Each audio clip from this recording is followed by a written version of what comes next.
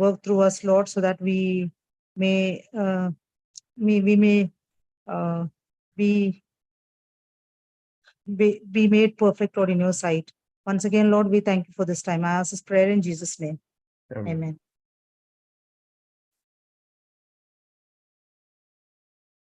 Thank you. Amen. Okay. Yeah. Okay. Mrs. Jacob is joining, and Dura is joining. Okay. Manoj, you can begin. Let me just share the screen. One moment, and here you are. Okay. Please go ahead.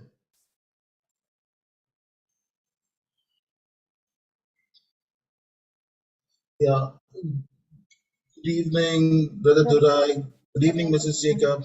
Good evening, sir. Yeah, good evening. Good evening. Yeah. All right, Manoj, please go ahead. Yeah. We'll be doing Hebrews 11. So now, what does the author? How does the author define faith? What is the definition of faith in this chapter? Okay, anyone, how is faith defined according to this chapter? Anyone? Anyone would like to participate, answer? Yeah, please go ahead. What is the definition of faith in the opening verses?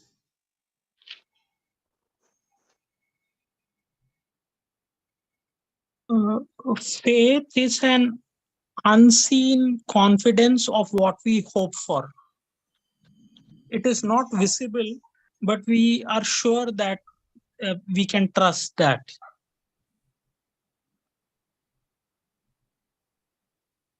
Okay.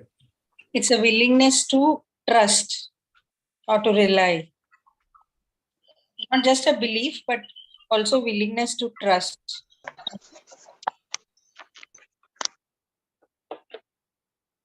Okay. Thank you. Yeah. Go ahead, Mr. Okay, willingness to trust, also, believing in something that is not seen, right? Yeah. So does that mean that we just blindly trust? Yeah, is that equal to blind faith? Blind faith.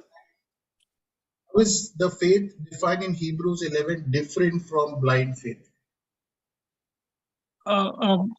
Blind faith, it is not blind faith. There is a very clear distinction there, because we have faith in the accomplished work of Jesus Christ, which he has very clearly proved it. Like, we have tested it and we have seen it. Okay.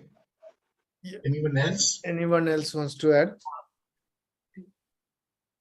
What God has promised us. Keep faith in me. We are that confidence. Mrs. Jacob, your voice is not very clear. Okay. Something wrong with the mic? Yeah. Already God promised us, keep faith in me. That's what, that is the hope for us. Hello? Okay. Yeah. Got it. Hear? Yes. Okay. Good evening, Brother Sanjeev. Welcome to the Bible study. Feel free to answer when you can. Yeah. Thank you. Yeah. Okay. Just to summarize here, I mean, faith is what we hope for and assurance about what we do not see. By this, again, we mean that it is something, just because we believe in something that we cannot see does not mean that it is blind faith. It is just it is faith.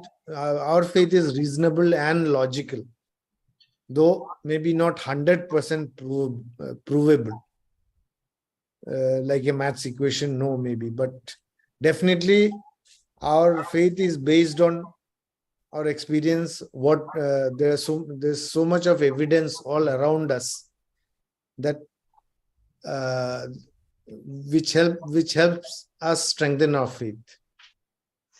Now, what does verse 3 say about the creation of the world?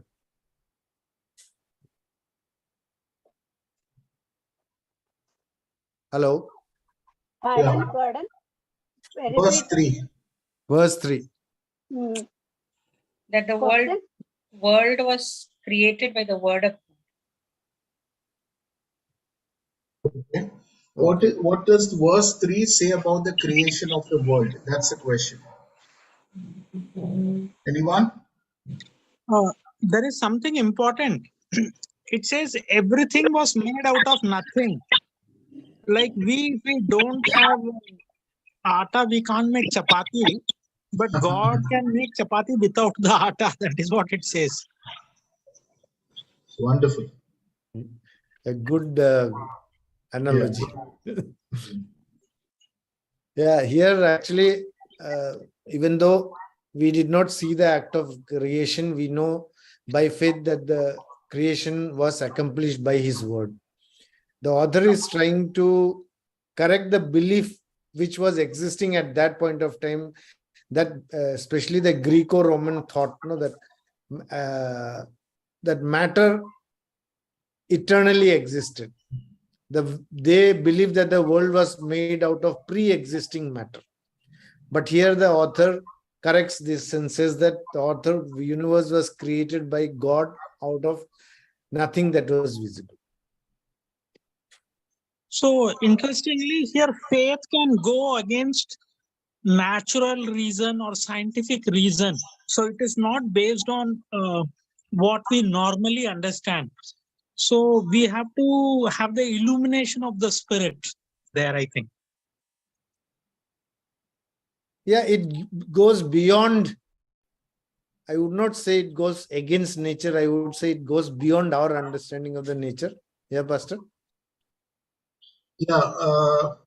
Sorry, you were talking about this creation, is it? Creation, yeah. Okay. Yeah, I mean, I think it is definitely defies our reason because it's creation out of nothing, no? So the Greeks always believed that there was an invisible matter out of which the world was made. So this basically goes to show God's authority that God made the creation, God created everything out of nothing, basically. Yeah, that's what I answered, yeah. Why was Abel's offering better than Cain?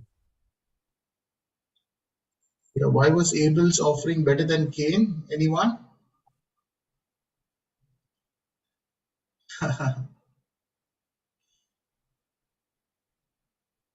Anyone? Mrs. Because- Marcus, welcome. Yeah. because he gave the he had. Means his offering was excellent. That's what it says. Okay.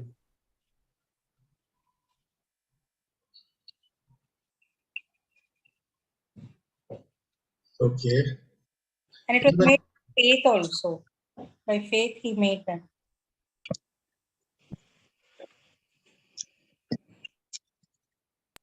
Anybody remember what Abel and Cain respectively gave, offered as sacrifice?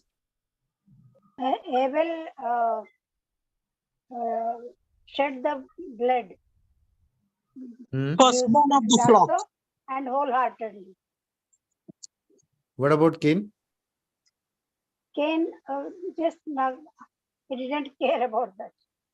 Huh? Not cared. not cared about the offer. Yeah. Means inside, from bottom of the heart. Yeah. It didn't. Okay. Yeah. Abel brought the firstborn. Cain just brought some fruit. It is not the first fruit. He did not bring the first fruit. Right. The first thing that came out. Okay, brother Sanjeev has commented, good evening, all faith which is unseen, that is Moses. In creation, we could see the sovereign power of God. Okay. Whatever that comment is. Thank you, brother. Okay. Welcome, Sister Ipshita. Welcome. Yeah, Now here there is Yeah, something that, thank you. Thank you. yeah. Good. see, Abel's offering was better than Cain, okay, because he gave the sacrifice was made by faith. Hmm. Okay, but we see that Abel was killed. So here we can right away, the author is saying that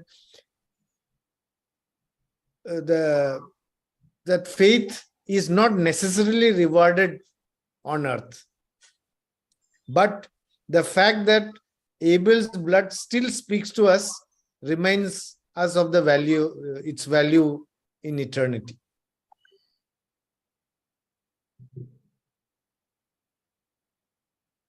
Mm, Yeah. Now, who Here, was Enoch, and what did he do to please God? Who was Enoch and what did he do to please God? Anyone? Yeah, maybe I think you might have some comments about previous questions also, but we can discuss it towards the end, so we can save time and move forward. Yeah. Go ahead. Yeah. What did Enoch do to please God, right? That's the question. Yeah. What was the speciality of of Enoch that God was pleased? Anyone? Sister Ipshita, Mrs. Marcus, Brother Sanjeev, Durai, Mrs. Jacob, Mr. Mamta. Anyone? Yes, he walked with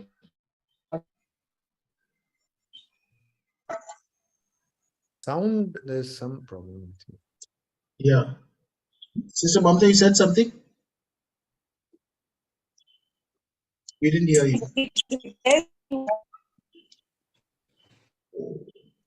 Voice is coming. Yeah, it's a little garbled. network, I think, problem wherever. She's saying he walked with God. He walked with the Lord. Okay, correct. He walked with the Lord. Okay, all right. Go ahead. Yeah, Enoch was one of the mystery men of the Old Testament. He was mentioned only in Genesis chapter 5, verses 21 to 24. He is described as someone who walked with God and did not see death. So the writer to the Hebrews assumed that only a man of faith could enjoy such close communion with God. And obviously, anyone who had this kind of fellowship with God must have pleased God. And in pleasing God, Enoch fulfilled the purpose for which man was created. Man was created with the purpose of pleasing God, right? Now, in what ways did Noah show his faith in God?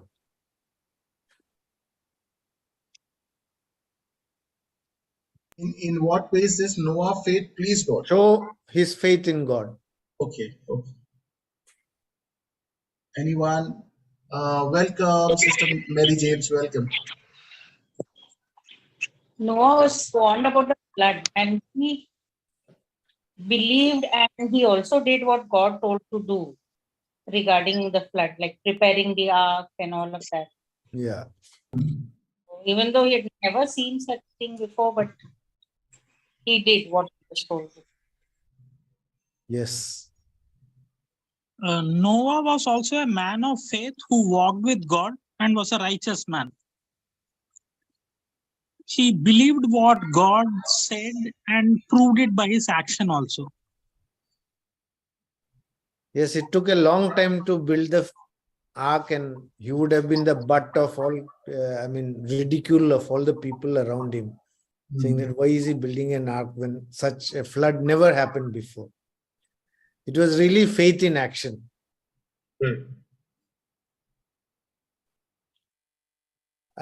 This chapter is what you call a hall of faith, or like they have this hall of fame for sportsmen. Now this is the hall of faith. So again, we come to the next heroes, that is Abraham and Sarah. in verses 8 to 12, what can we learn about the faith of Abraham and Sarah? Abraham left the house when God told him to leave without asking God where to go. Yeah. He didn't question God why and where.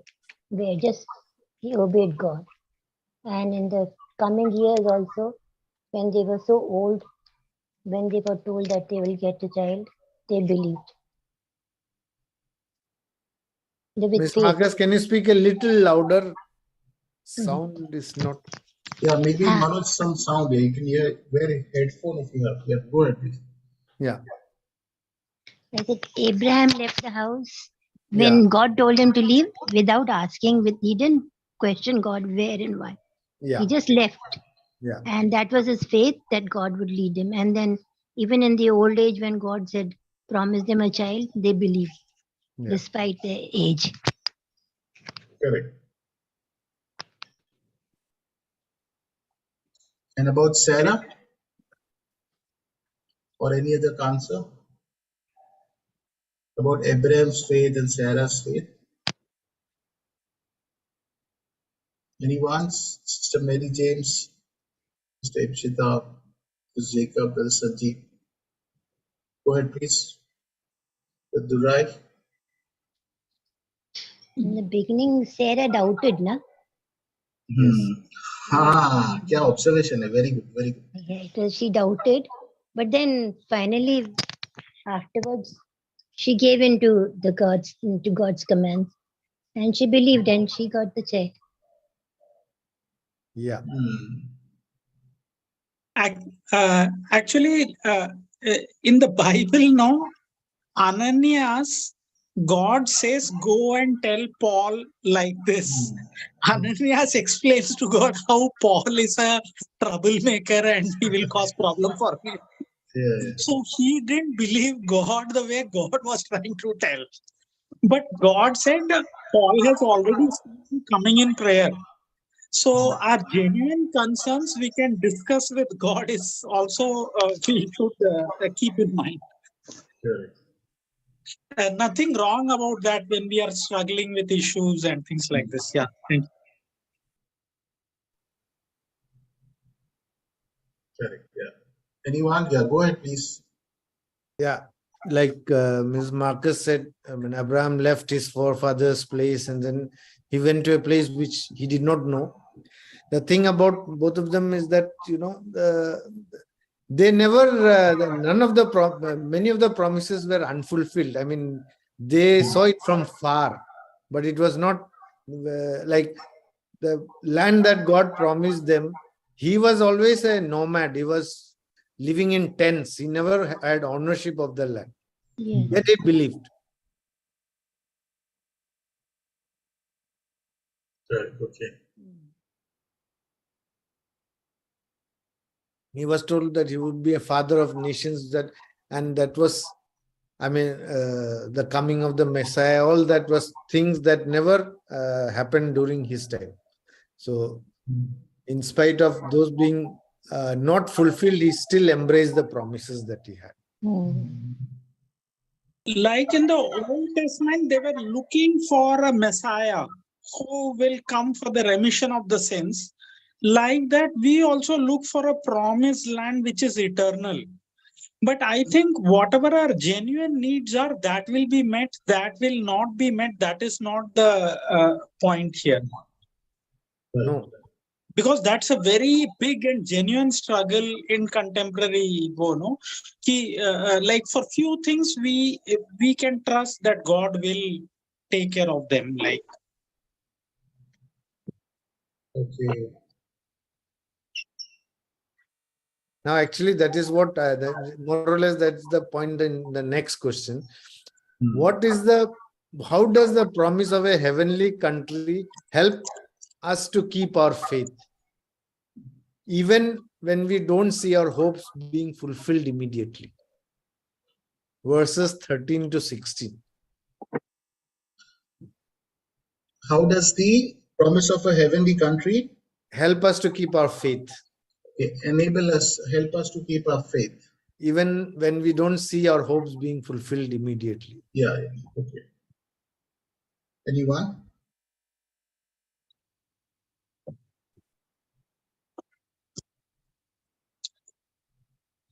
Uh, Yeah. actually, when we come to Christ, we can very clearly see the forgiveness of sins and victory over sin. And this one thing, if we have struggled, is not available anywhere. So that becomes a clear proof that there is a futuristic hope. So that is why we can trust and keep moving along was the basic. Okay.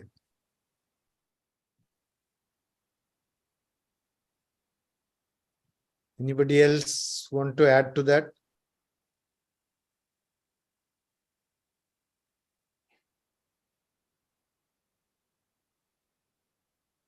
Means those who were promised, they did not see what happened, but still they kept believing that, yes, this will happen.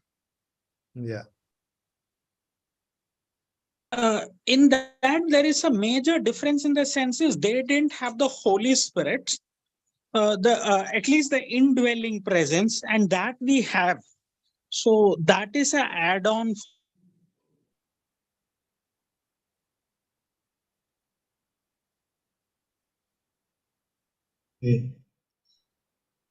Yeah. Actually, yeah.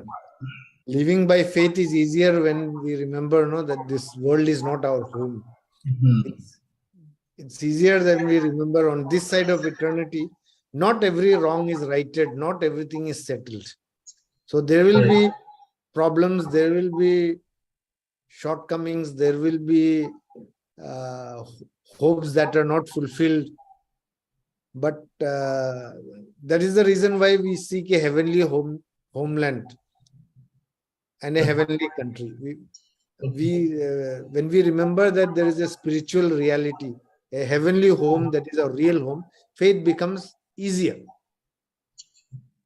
It is not that there are no challenges, but it becomes easier when we have hope that there is something beyond this life.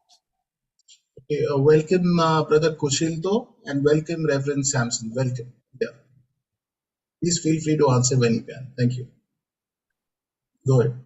Yeah, there are so many more people in this famous Hall of Faith passage. So many more people are described in the chapter. Is there any particular, I mean, for all the participants, yeah, is there any particular person or story that has been especially helpful for your faith? If so, why? Yeah, so we look at Moses' parents. So Manoj, you're jumping and asking a question. Yeah, generally, see, there are Okay. so many of them, and most of the stories we know. That is why. Correct. So we have Moses' example here, starting from below. We know the people of Israel, they crossed the Red Sea. We know the walls of Jericho, the prostitute Rahab who believed. We know the story of then Gideon, Barak, Samson, Jephthah, David, Samuel. Yeah. And then we also know the stories of, Moses' parents here who hid the child. And then we know the story of Joseph, who actually said before he died that his bones to be buried in Canaan. So that was also a faith thing. We know the story of Jacob, who blessed Esau, Joseph's son, and we know the story of Isaac, who blessed Jacob and Esau. Yeah. So, and of course, Abraham's story about Isaac. So, any particular character you really find fascinating in this Hall of Fame, Hall of Faith? Anyone? We saw Abraham, Sarah earlier, Noah, Enoch, Abel. Yeah. Any particular character you find fascinating? Anyone? I read Habakkuk that no, though the fig tree does not blossom and there be no fruit in the fields, yet I'll rejoice in the Lord, God of my salvation. Okay. Many times when we look around, there is so much of barrenness. You tend to really ask so many questions. But in that also, our faith will overcome that and we can be joyful like. No? Right, right. Okay, very good. Yeah. Anyone else? Habakkuk, brother Durais picked up. Anybody from the Old Testament that you find interesting?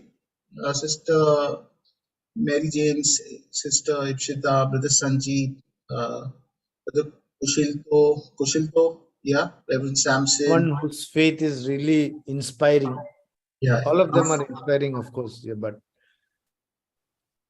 I think it's, according to me, it's Abraham who left his Abraham. comfort zone, and without questioning, he just went.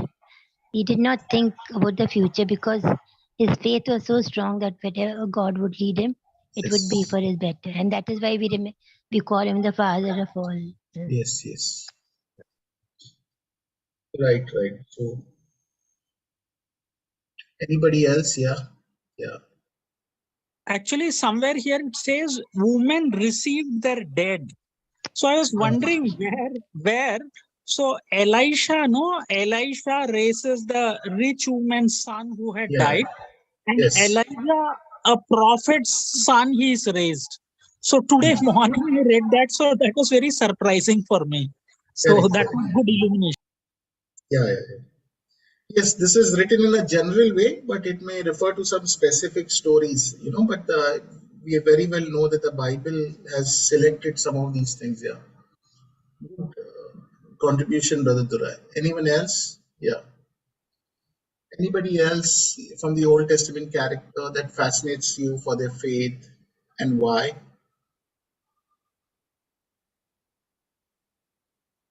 Anyone? Okay. Yeah, to me, I think Moses is good for. Moses. Yeah, not saying that he's exclusive or he is. Yeah, but because from the birth, he is something suffering was written in his life since birth. It's like he went and struggled.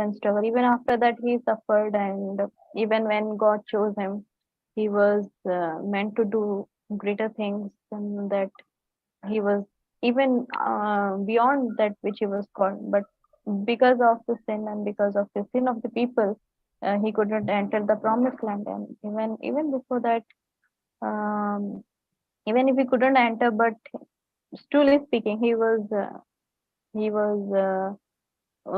had a good leadership quality. He had a lot in him, just to obey God and just to have concern for his people at the same time. Yeah, that's what Okay. impressed me most. Yeah. Thank you. Thank you, Sister Ipshita. Yeah. Anyone else? Hello. Yes, Brother Kushilta, go ahead. Yes, I am also very inspired by see the things, the faith of Abraham and David. So Hmm. David is a small boy. I mean, to challenge a huge man like Goliath is so wonderful because of the faith he has. So therefore, I'm really very much inspired by the faith of David. And also, one of our sister was telling about Abraham. Abraham also, he never turned back. Once he believed, he left everything. And I'm really inspired by these two prophets. I mean, Old Testament people, David and Abraham. Their faith was really inspired me. Okay, thank you. Yeah, thank you, brother. Thank you, Brother Kushilta. Thank you. Yeah. Anyone else? Okay. By Pastor, we are amazed that, when God asked to sacrifice his son Isaac without, a single, what to say, question or anything, he went ahead to sacrifice son Isaac, which is very difficult to imagine or understand for normal human beings. So that was something, which is quite unimaginable, but he did it. Okay, okay. Yeah, all right. Great, great. Thank you so much. Yeah. Manoj, you should go ahead now, I think. yeah. Now, coming to the last two verses, how does the last two verses of this chapter put everything into perspective for you as a believer? How does this relate to us as believers? Their Last life. Yeah. Go ahead. Someone was saying? All commanded for the faith. Yeah. Brother Kushilto, are you saying something? Yeah. All right. Okay. Yeah, please. Yeah. But anybody, how does their life, the conclusion of their life, relate to us? How they live? Yeah. Here, though they did not receive or get what was promised, they trusted that God is faithful. And this faith that they are exercising is not works. It is not human will or human intellect, but it is the inner trust and dependence, no, that my father has said that, so he will do that for me. So when that thing, we really have to do that. It is not because I can or wo, but it is I can trust God. Like, Okay. Thank you. Anyone else? How does it relate to us? It's a connection between OT and MT, actually, I see here. That What? without us, connection between Old Testament and New Testament. Yeah. Okay. Yeah. So how does it connect to us? That's the Does it question. connect? Without should not be made perfect. Means like without seeing the prior things, how did we believe if those have not yet happened? Yeah, but we believed it by faith, and this whole chapter is based on faith. So yeah, the prior things made all clear. Why the former things, that why the after things are going to happen. It's like there is no conciliation. There is revelation. We see all the people have been revealed. Their works are revealed according to their own faith. So yeah, there is a strong statement here. We can find that faith is intact in each and everyone's life, and that is what made them perfect for us to bear and listen and understand and even believe it and have faith. That same kind level of faith Okay. we can try to have, but yeah, we can have. There's one more connection that is. The Old Testament, they had not seen the promise. But in the New Yes. Testament, we have seen the promise because of the work that Jesus Christ has completed. Yes, exactly. That is what is the connection. Therefore, we have more reason to have faith. Yes. Yeah. Sister Mamta, can you repeat that? I said in the Old Testament, they had not seen the promise. But in the New Testament, now we have seen the promise because of the work that Jesus has completed on the cross. Yeah. Therefore, we have much more reason to have faith or to hope. Correct. Yeah, we have all the more reason to hold on to the faith. No? I mean, those they did not see the promise, but they held on to the faith. But on this side of the cross, we have seen the completed work of Jesus. And therefore, we have much more reason to hold on to the faith. Correct. And Actually- never let discouragement of tough times defeat us. Actually, in UP, no, the situation is very serious. Almost Okay, every brother, state- we are online, so little careful. Huh. Oh, Yeah, huh. yeah. Maybe after we cut the live stream, you can speak in the end. Yeah, Okay. yeah, go ahead. So in Jaunpur, one person is asking people to recant their faith. In the video, around about 4 people have like. So in times like this, we should trust God and take the step of faith. Like, yeah, sorry. Correct, correct. No problem. Correct, correct. Yeah. All right. Now, let's move on to Hebrews 12. In verse 1, the author likens our Christian life to a race. With who are the cloud of witnesses that he is talking about, or watching the race, so to say.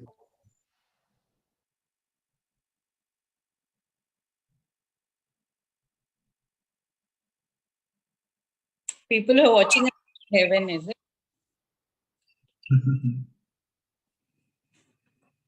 Okay. Anyone else? Who are these cloud of witnesses?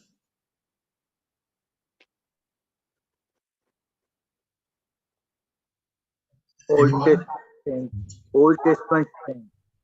Old Yes. Testament. Abraham, David, and all people those who have believed in God, Yeah. but not free. All saints. Yeah, right. All the people that that's why he says, no, therefore, since we are surrounded by such a great cloud of witnesses, he's referring to all the heroes of faith that that is referred to in the last chapter. Hmm. The author also says, let us throw off everything that hinders us and sin.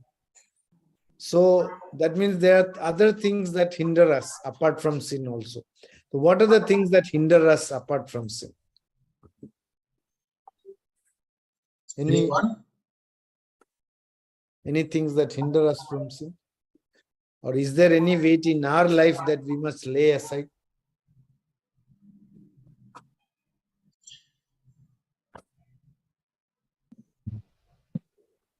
So when you're running, you cannot carry on weight and run. No, if you have to run well, you have to win the race, you have to run without any hindrance.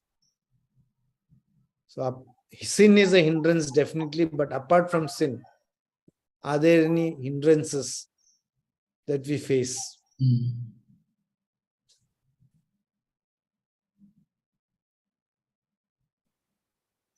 Okay. Anyone? Anyone? Our own things, which are of this world, our own desires, our own selfishness. Okay, very good answer. Anyone else? What is that thing apart from sin that hinders us? Okay. Yeah, Manoj, go ahead, please. Yeah, everything. I mean, it could be our job, what we do. There's so many things that hinder us. It may not be Yeah. exactly sinful things, but still our focus, if it is not just on God, then Hmm. those things will hinder us in our race. Right, right. Yeah, I think somebody is also interpreted this as our old self, our old self that can still be a block. As Sister Ipshita was saying, a selfish nature. Yeah. All right, go ahead, please, Manoj. How are we supposed to run the race? Yeah. What is the style of running according to Sister Manoj? With endurance. Again, yeah, endurance. Endurance. Yes. What else? Looking to the mark, the arrows where we are running. Looking to the master. Mark to the goal. Goal. Yeah, is to run 100 meters, so we must look at 100 meters. Okay, okay. So not more. Any other answer? We have to take off everything that hinders, and what else?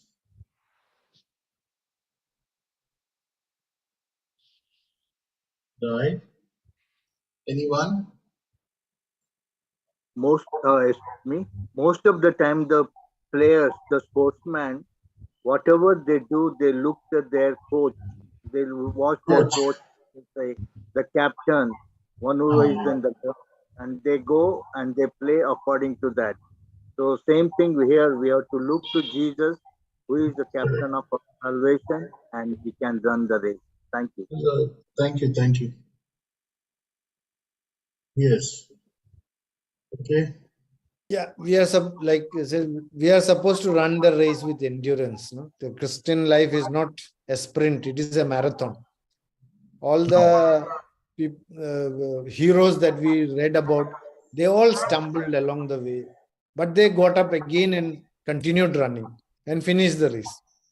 Even in Acts 20:24, Paul pictures himself as a runner who had a race to finish. Yeah, And nothing would keep Paul from finishing the race with joy. So I think that really. Yeah, Pastor. Anybody was saying something? Someone was saying. Yeah. I think that really should make us ponder. Like there's, nowadays there's this advertised country milk, country delight, or milk. So how was the quality of quality of faith of all these people? Were they perfect, or did they stumble and fall? Do you remember some of their weaknesses? They were not, Yeah, they were not perfect. faith was not perfect, right? Yeah. Anyone else? Any particular character you'll remember whose faith wasn't perfect? Were Abraham and Sarah perfect? Sarah doubted. Yeah, Sarah. Abraham. Yeah. Abraham told Abimelech that she is my sister.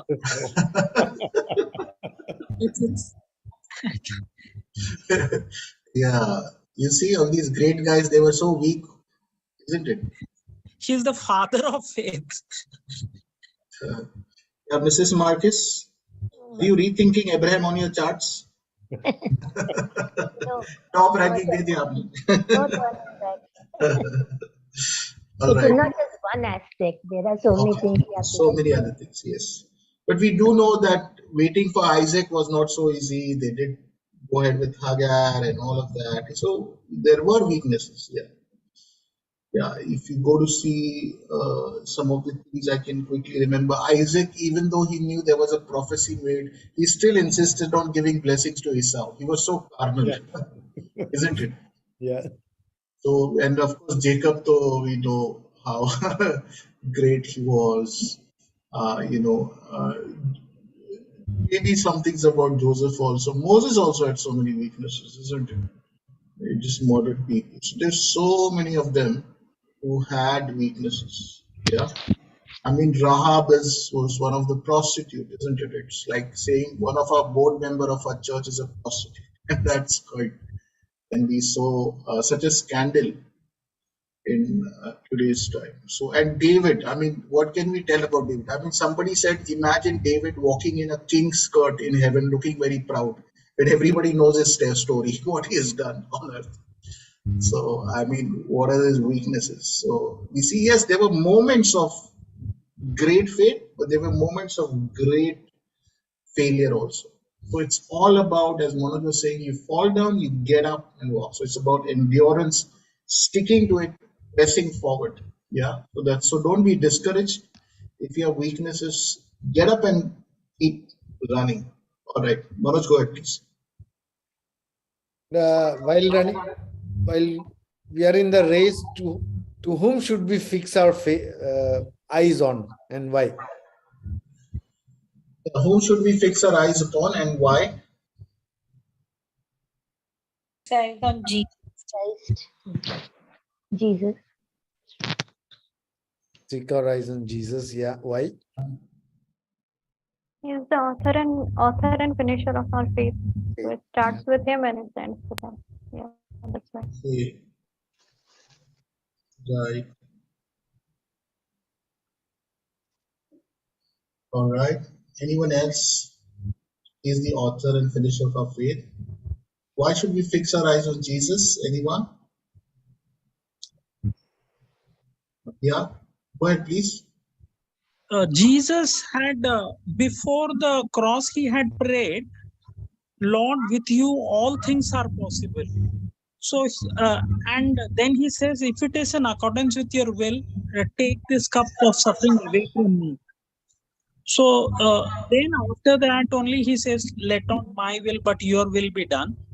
So the thing is, he knew that he could duck the cross if God permits.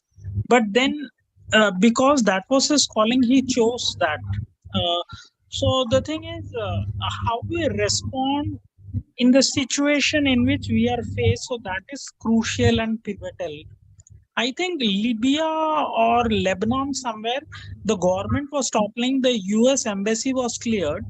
So they asked one of the Christians to come in the last chopper. would have gone in the chopper, but because he had converted to Christianity, after the government had toppled, he stayed back and he was killed. Like, he was killed. So those choices are always there. Can I leave and go, or should I stay? No.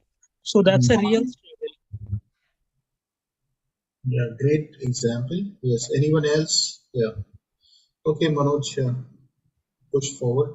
Yeah, basically that is why we should fix, because even before we were born into this world, you and I, he had already lived in this world as a perfect example of endurance. No, he was beaten, he was mocked, he was challenged, persecuted, finally tried and sentenced to death in a most shameful and humiliating way. Sorry. Yeah. So he endured all of this for us. So that's why we should fix our eyes on him. Also, to give a more practical example, remember Peter? He got down when Jesus said, and he was walking on water when he was looking at Jesus. But the moment he shifted his eyes away from Jesus and looked at the waves, he got afraid and he started sinking. His faith faltered. Yeah. Right. So I think it's important to understand that Jesus was fully God and fully human. While Christians have no problem accepting Jesus as God, they have problems in accepting the humanity of Jesus. The thing is that because Jesus is a human, he is our example now. There is no more excuse. If he can do it, he challenges us also to do it. So it's very important to remember, therefore, he's our example. No matter what you have gone through, he has already gone through that and he's overcome. Yeah. All right. Go ahead, Manoj. From verses 5 to 11, the author talks about disciplining by God. What all is being said? I mean, you can. What's the understanding of discipline here? What does he talk about discipline? How does he describe discipline, the author?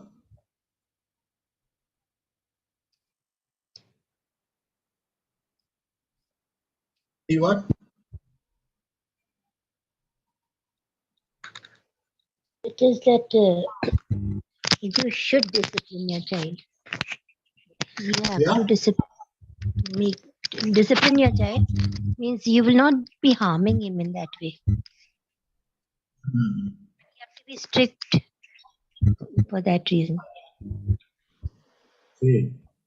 That it is not that because you're disciplining, you're punishing him. It is for his bad, because you love him. That is why you do that, and you want the best from him.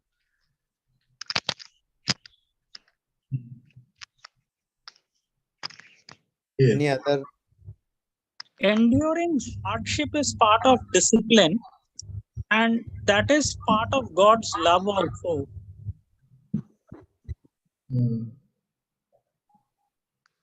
Okay. Any other comment about discipline here? Brother Kushilto, Sister Ipsita, Sister Mary James, are you there? I think Mary here. Anyone? Brother Samson? Yeah. Discipline brings holiness into our life and chastises our life. Where we are wrong, what we did wrong, and we can go back. We cannot go back, but in the future we may not repeat it. So discipline is something which we should hold on to. Okay. Right.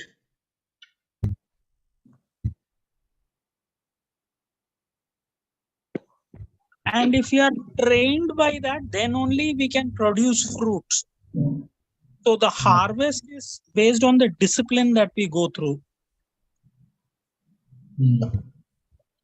Okay. Right.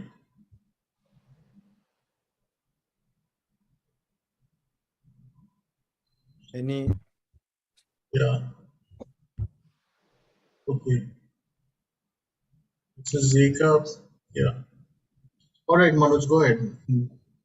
Yeah, the author here, in a way, if you look at the context, there was discouragement among the Jewish Christians also, because they were facing a lot of hardships. But again, the author here is saying that, some of these hardships are are a way in which God disciplines. He's saying only God, just like a father would discipline his child when he is doing something wrong. Uh, uh, Only if if it is real son, but if he does not discipline the child, most probably he is illegitimate. So all true sons and daughters are disciplined, are chastened by the Lord. So this chastening brings in the changes that are required, and changes that are required in us. And it says that this disciplining is not incompatible with the teaching about God's love. Rather, it is just another aspect of God's love, and it shows the depth of his love. God disciplines us for our own good, in order that we may share his holiness. And at any point of time, no type of disciplining, nobody likes disciplining, nobody likes to be corrected. But later on, it produces a good harvest of righteousness. That's what the author says here. Okay. All right. Yes. Anybody else wants to comment on this chapter? I think Manoj, you're done, or you have? Yeah, I'm still done. say I'm something? done. Pastor. Okay. Yeah. Maybe I just like. Yeah. Anybody had something to say and you want to say? Please go ahead. Yeah. Now. Yeah. Go ahead, please. This Samson, no, the way he was drifting off and not that is a very odd kind of example, but that reflects more with the way we many times swagger here and there. Similarly, King David, no, Saul's wives, because he became king, he slept with them as a king. So that is his friend Jonathan's stepmom or something like that.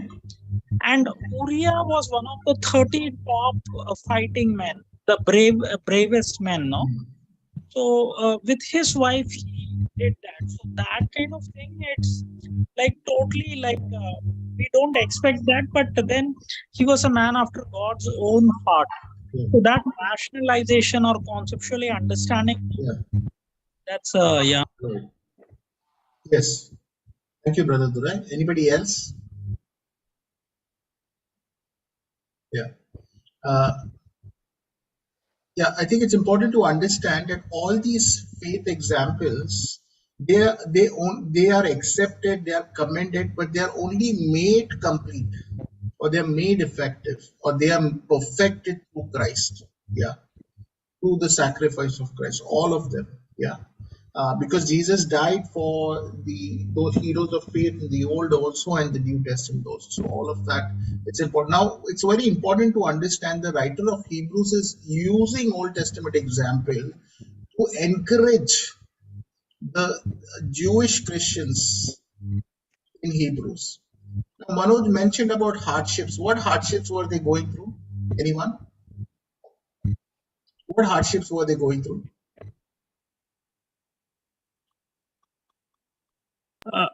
I think AD 70, whole of that Jerusalem temple, some destruction kind of thing had taken place. It was almost at a point of annihilation. This was slightly before, I think, the destruction. Yeah. So the writer of Hebrews writes as if the practice was still there of the temple. So this has happened before that.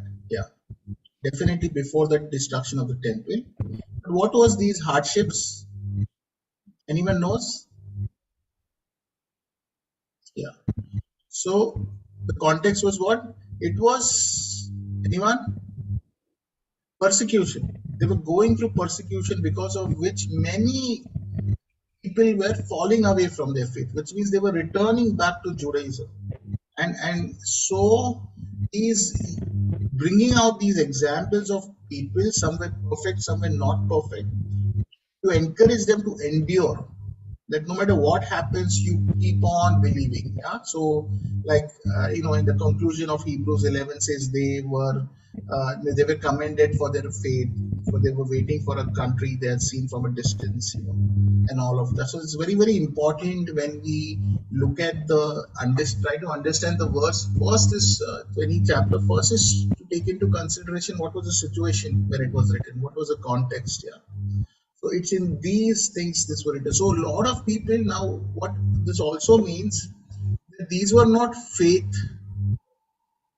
in a vacuum. This was not faith when everything was hunky dory, when everything was sunshine. It was in the face of odds, it was in the face of persecution that is appealing to them. So basically, Noah's story, Noah's faith is when everybody around was mocking him, ridiculing him. So there were a lot of discouragements that people went through. And so he's also in different ways commending, like people like Moses also, who experienced hardships, who had given up, but then they came back. So it's so important to understand these stories. So you might not find some of the way the examples are presented in a perfect way. For example, we know for a fact that Isaac blessed Jacob and Esau. We know that just happened, yeah. But ultimately, so he's using those examples as a bridge to just speak into their lives and encourage them. Yeah, so that's what we see. Yeah. Now, one of the things I wanted to ask you what is doubt accepted part of faith? Can doubting God, doubting God's promises, can it still be called part of faith? Anyone? Doubting as humans, we will definitely have. But one boy who used to fall in water and fire, his father says, "Lord, help my unbelief."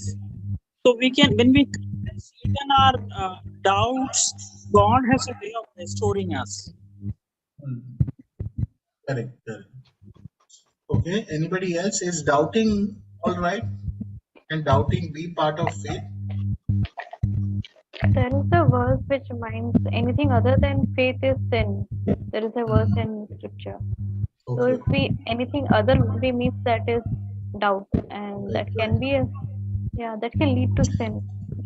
Okay. Now, can I ask you whether the health, wealth, prosperity gospel that is also talks about faith? How is they are saying have faith? God is going to bless you. He's going to heal you. He's going to make you rich.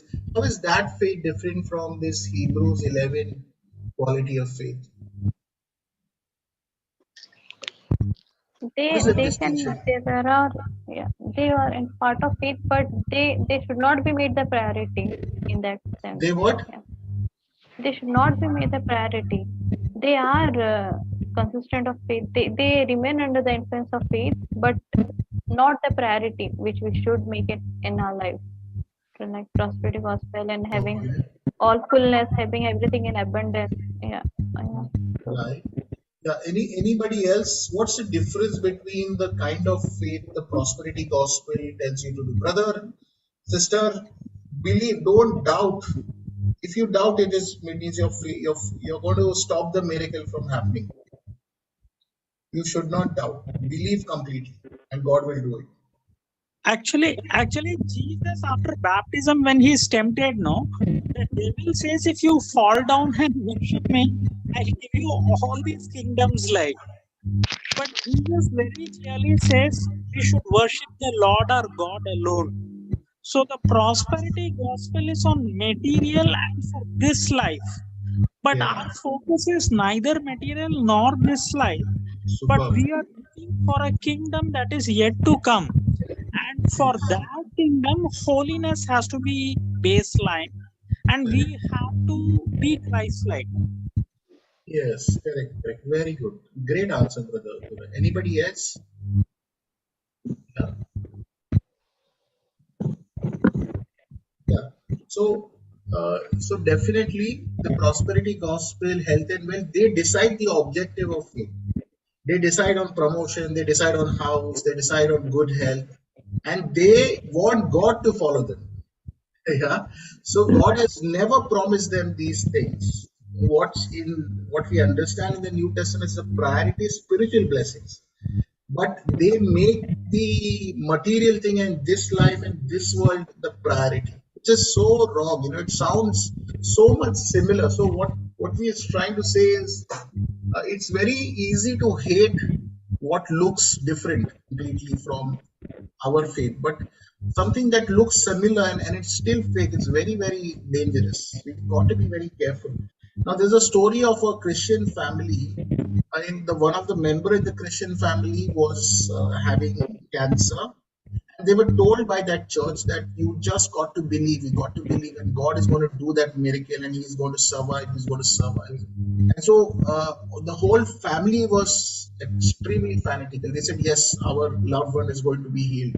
God is going to do a great miracle. And they kept saying, in fact, they were said that if you doubt, if you even think that this person is going to die, that means your faith is weak. That means your miracle is not going to. And they really did that. In fact, they stopped talking to people who would tell them that you please prepare or you please talk to this person, find out what his wishes are. They did not want that. And finally, this person died. Yeah. Because God says, I will have mercy on who I want to have mercy. I will have compassion. We cannot arm twist God, right? So this person, and then all the youngsters, of course, the others' faith became deflated, but the youngsters became atheists.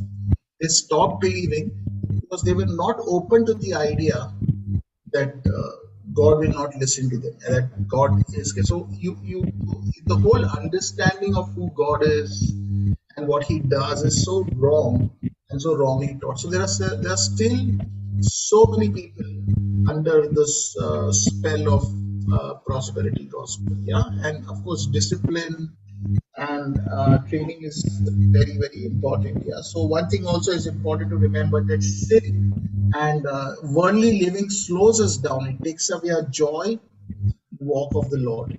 Now, I wanted to just ask you because I think this verse is uniquely present here. There's a verse about, I think, yeah.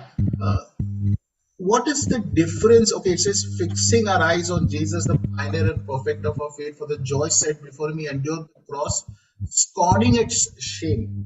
What's the difference between guilt and shame?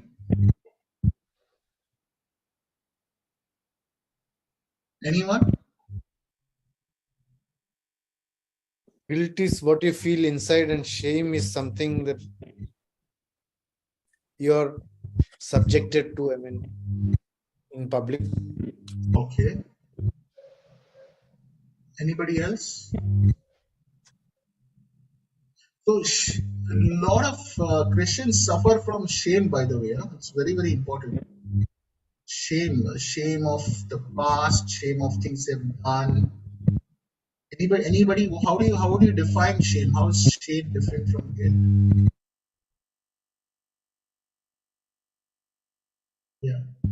So I think one of the thing is said that shame is goes hand in hand with guilt, but guilt is like overstepping a line, misusing your power, breaking a moral law, and shame is something like falling short of it. Like you should have lived up to this, but you couldn't do that.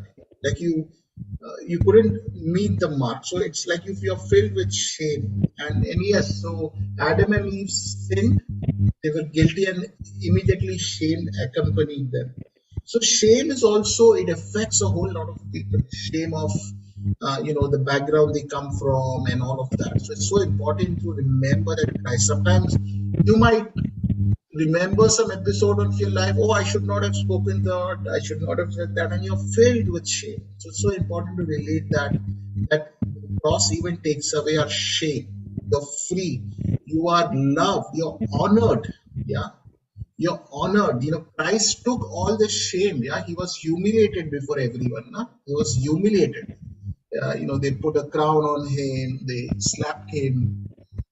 So the cross endured your shame also. So it's so important to meditate on that, to know that you're loved, cherished, and honored by God. Honored, and that's how precious each of us is. Okay. So that's all, just some thoughts in the closing. God bless you and thank you so much for joining.